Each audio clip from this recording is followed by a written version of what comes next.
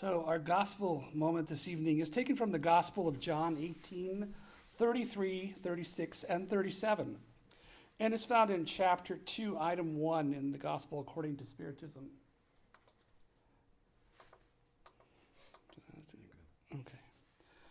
Okay. Then Pilate entered into the judgment hall again and called Jesus and said unto him, Art thou the king of the Jews?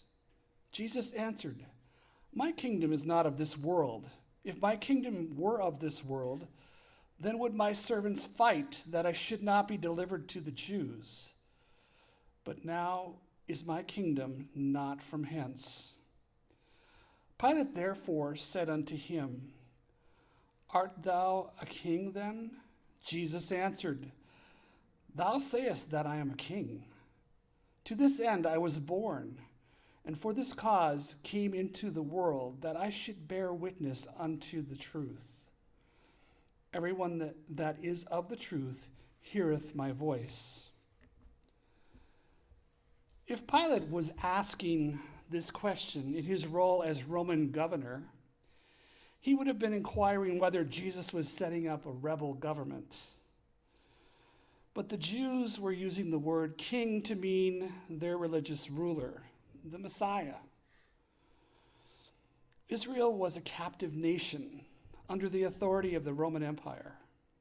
A rival king might have threatened Rome.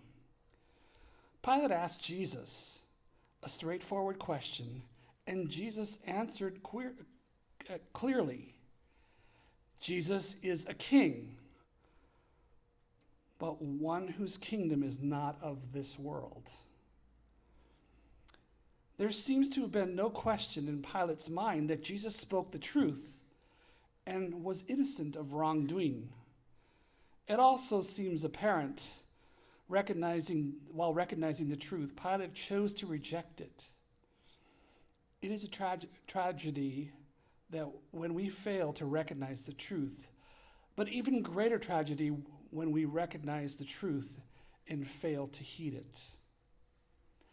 Now, with these words, Jesus refers to a future life, which he presents in all circumstances as the goal which humanity must reach and which should constitute men's greatest preoccupation here on earth. Without a future life, there would have been no reason to have the majority of these moral precepts. This is why those who do not believe in the future life cannot understand why they imagine that Jesus was only speaking of a present life. This doctrine can therefore be considered as the basis of Christ's teaching, therefore has been placed as the first item in this work, and is the only one that justifies the anomalies and irregularities of earthly life, and also is in accordance with the justice of God. The Jews did not really have a vision for future life, as they believed in angels whom they thought of as privileged beings of creation. However, they did not know that men and women could someday become angels and participate in the same happiness.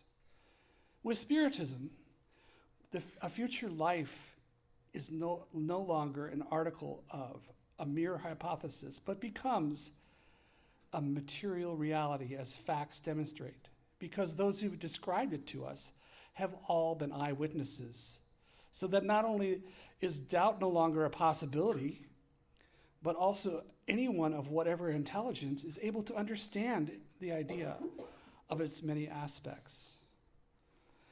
This description of the future life is circumstantiated to such an extent the conditions of its existence for those who reside there, whether they be happy or unhappy, are so rational that we must agree that it could not be anything but, and that it represents the true justice of God. God does not condemn earthly pleasures and possessions, but only condemns abuse of these things in detriment to the soul.